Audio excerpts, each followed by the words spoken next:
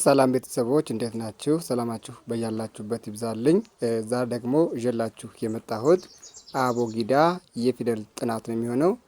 ይህ አቦጊዳ በተለይ ቃላትን አጋጥሞ ማንበብ ላልቻላችሁ፣ ፊደሎችን ለይታችሁ ማወቅ ላልቻላችሁ ሰዎች ፊደሎችን እንድትለዩ እንዲሁም ደግሞ ቃላቶችን አጋጥማችሁ እንድታነቡ በከፍተኛ ደረጃ ይረዳቸዋል። ስለዚህ እናንተ ቪዲዮውን ከጅማሬ እስከ ፍጻሜ በጽሞና ተከታተሉት። ለማራኪ ቲዩብ አዲስ የሆናችሁ ቻናሉን ላይክ፣ ሼርና ሳብስክራይብ በማድረግ ጀምሩ። አሁን በቀጥታ ወደ ትምህርታችን። እንግዲህ አቡጊዳ ብለን የምንጠራው የፊደል ደረጃ ይህን ይመስላል። እያንዳንዳቸውን በስነ ስርዓት እናያለን። በጽሞና ተከታተሉኝ እናንተ።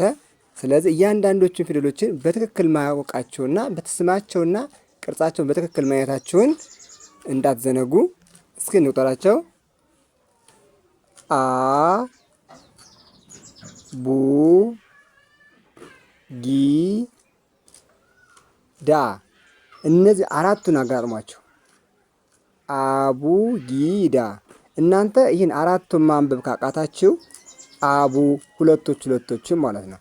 አቡ ከዛ ጊዳ ከዛ አቡንና ጊዳን ደግሞ በጋራ አድርጎ ማጣመር። አቡ ከዛ ጊዳ ብላችሁ አይደለ? ከዛ ምን ታደርጋላችሁ? አቡ ጊዳ፣ አቡ ጊዳ። ይህን ስታደርጉ ምን አደረጋችሁ? ባለ አራት ሆሄ ወይም ደግሞ አራት ፊደል ያለውን ቃል ማንበብ ቻላችሁ ማለት ነው። ስለዚህ አቡ ጊዳ ይላል። ከዚያስ ሄ ው ዞ፣ ሄው ዞ፣ ሄው ዞ። አሁን ደግሞ እነዚህ ከሄ ጀምራችሁ ስታነቡ ሶስት ስታነቧቸው ይችና ይዝጋ ዛይችን ስታነቡ ሄው ዞ ስትሉ ሶስት ሆሄ ወይም ደግሞ ሶስት ዲጂት ያለውን ቃል አነበባችሁ ማለት ነው። ይሄ ትርጉም የለውም። በእርግጥ ልክ ናችሁ፣ ግን ትርጉም ባይኖረውም እናንተ ፊደሉን አሳሳችሁ ማንበብ ከቻላችሁ ትርጉም ያለውን ቃል ማታነቡበት አንዳችን መንገድ የለም። ስለዚህ ሄ ው ዞ፣ እዛ ምን ትላላችሁ? ሄው ዞ፣ ሄው ዞ። ከዛ ሰባቱንም እስኪ በጋራ አንብቧቸው። በጣም ከፍተኛ ቁጥር ያለው ነው። አቡጊዳ ሄው ዞ ብሎ ማንበብ፣ አቡጊዳ ሄው ዞ ብሎ ማንበብ መቻል አለባቸው ማለት ነው። በጣም ጥሩ። እስኪ ወደሚቀጥለው እንድ በጉ ዲ ሃ። አየው፣ በጉዲሃ፣ በጉዲሃ ይላል። ስለዚህ እዚህ ጋር በ ያለች፣ ከዚህ ጋር ጉ አለች፣ የገቤት ሁለተኛ ፊደል ማለት ነው። እዚህ ጋር ዲ ያለች የደቤት ሶስተኛ ፊደል ነች።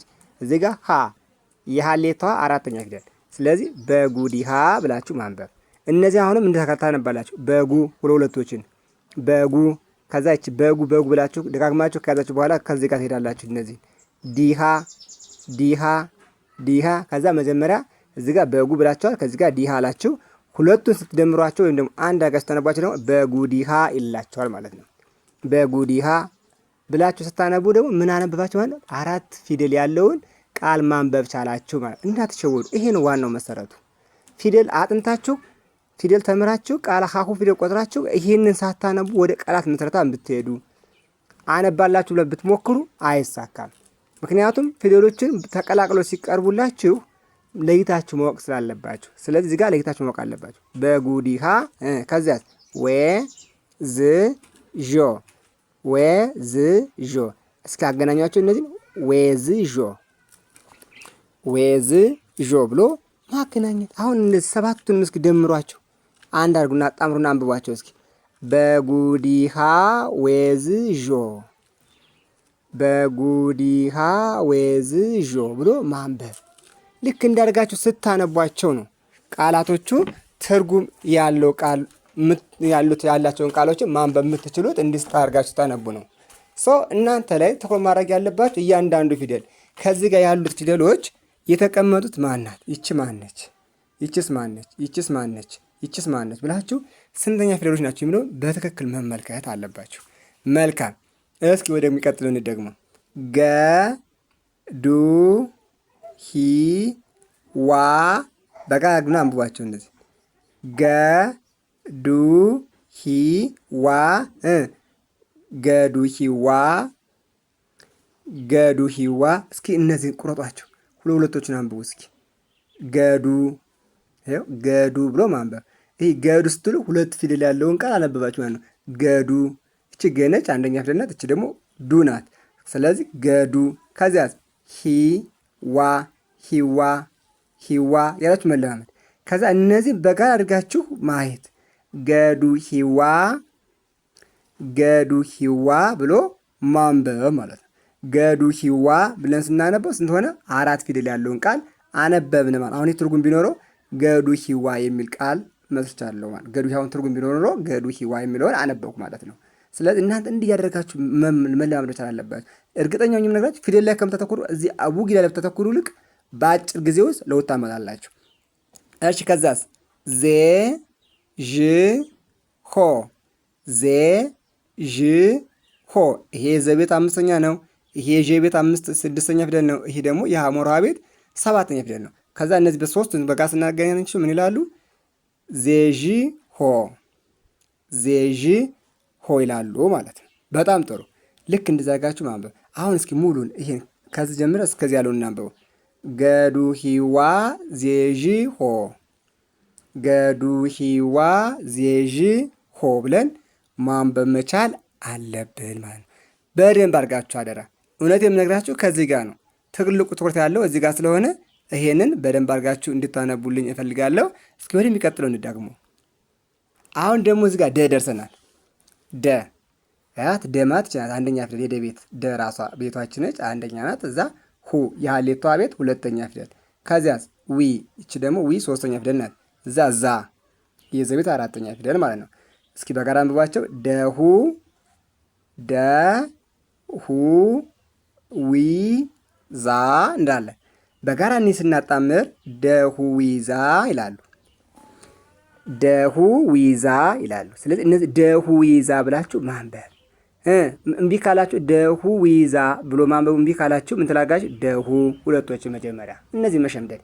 ደሁ ደሁ ደሁ ብላችሁ መሸምደድ። ከዚያስ ዊዛ ዊዛ ዊዛ ዊዛ ትላላችሁ።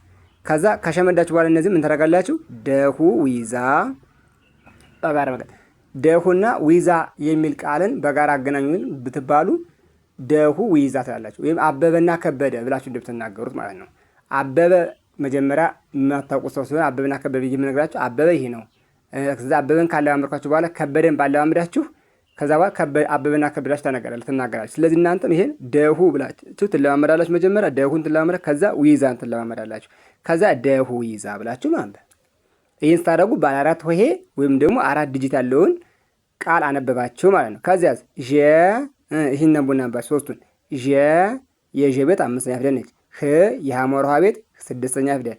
ጦ የጠ ቤት ሰባተኛ ፊደል። ዠህጦ ዠህጦ ይላል። ስለዚህ ዠህጦ ብሎ ማንበብ። አሁን እስኪ ሙሉን አንብቡት እስኪ። ደሁ ዊዛ ዠህጦ ደሁ ዊዛ ዠህጦ ብሎ ማንበብ ማለት ነው። በጣም ጥሩ። እስኪ ወደሚቀጥለው ንድ። እዚች ጋር ሀ ሀሌታዋ ነች እቺ። ው የወ ቤት ሁለተኛ ናት። ዚ የዘ ቤት ሶስተኛ ፊደል። ዣ የዠ ቤት አራተኛ ፊደል። ስለዚህ እነዚህ ስናነባቸው ሀው ሀው ይኸው ሀው በሉት። እነዚህ ሀው ሀው ሀው አላችሁ። ከዚያ ዚዣ ዚዣ ዚዣ ብላችሁ ተደጋግማ። ከዛ እነዚህ ሙሉን በስታነቡት ምን ይላል? ሀው ዚዣ ሀው ዚዣ።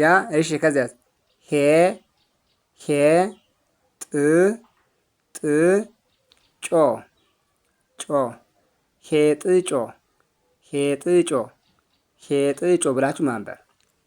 መልካም። እስኪ አሁን ሙሉን እናንብባቸው። ሀው ዚዣ አራቱን አነበው። ሀው ዚዣ ከዛ ደግሞ ሶስቱን ሄጥጮ ሀውዝዣ ሄጥጮ። አሁን እነዚህ ሳጣምራቸው ወይም ደግሞ አንድ ደምር ሳነባቸው ያሉ ሀውዚዣ ሄጥጮ ሀውዚዣ ሄጥጮ ብሎ ይነበባል ማለት ነው። ልክ እንዲህ ያደረጋችሁ መላመድ መቻል አለባቸው። ራሳችሁን አብዴት አድርጉ። ኦኬ መልካም። ከዚህ ቀጥለን ወ ነው የምናየው። ይችን እዚህ ጋር ወ አንደኛ ፊደል ነች። ዙ የዘ ቤት ሁለተኛ ፊደል። ዢ የዠ ቤት ሶስተኛ። ሀ ሐመር ውሃ አራተኛ ፊደል። ጤ የጠ ቤት አምስተኛ። ጭ የጨ ቤት ስድስተኛ። ዮ የየ ቤት ሰባተኛ ፊደል። መልካም። እነዚህን በጋራ ገስ ስናነብ ምን ይላሉ? ይሄ ሁለቱ ላስነባችሁ። ወዙ ወዙ።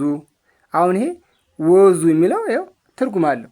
ወዙ ወዙ ስትሉ ምንድን ነው? ላሄው ወይም ደግሞ የሰውነቱ የፊት ገጽታው የሚያምር ነው ወይስ የሚያምር ወዛም ነው እንላለን። ለምሳሌ ልክ እንደዚያ ወዙ አላቻችሁ በአጋጣሚ ሆኖ ወዙ። ከዚያስ ዢሃ ዢሃ ዢሃ። አሁን አራቱን ላነባቸው ነው። ወዙ ዢሃ ወዙ ዢሃ። ከዚያስ ጤ ጤጭ ጤጭ ጤጭ። ይችል ጨምራት አንዷን ጤጭየው ጤጭየው። አሁን እነዚህ ወዙ ዢሃ ብያለው። ከዚያ ጤጭየው ብያለው። ልደማምራና አንድ አድርጌ ላንባች ሰባቶችንም። ወዙ ዢሃ ጤጭየው ወዙ ዢሃ ጤጭየው። በጣም አሪፍ። ወዙ ዢሃ ጤጭየው ብሎ ማንበብ መቻል አለባችሁ ማለት ነው። እንዲህ እያደረጋችሁ ከተለማመዳችሁ እርግጠኛ ሆኜ በአንድ ወር ውስጥ ወይም ደግሞ ከዚያም ባነሰ ጊዜያት ውስጥ ታነባላችሁ። አማርኛ ጥርት አድርጋችሁ ማንበብ ትችላላችሁ። እንደዚህ አድርጋችሁ አንብባችሁ ያልገባችሁ ነገር ካለ ወይም ደግሞ እንዲሰራላችሁ የምትፈልጉት ነገር ካለም ኮሜንት ሳጥን ላይ አስቀምጡልኝ። ይህ ቪዲዮ ለሁሉም ተደራሽ ይሆን ዘንድ ቻናሉን ሳብስክራይብ፣ ላይክ እና ሼር በማድረግ ቤተሰብ ይሁኑ። አብራችሁ ስለነበራችሁ ከልብ አመሰግናለሁ። በቀጣይ ቪዲዮ እስክንገናኝ ድረስ መልካም ጊዜ፣ መልካም ቆይታ።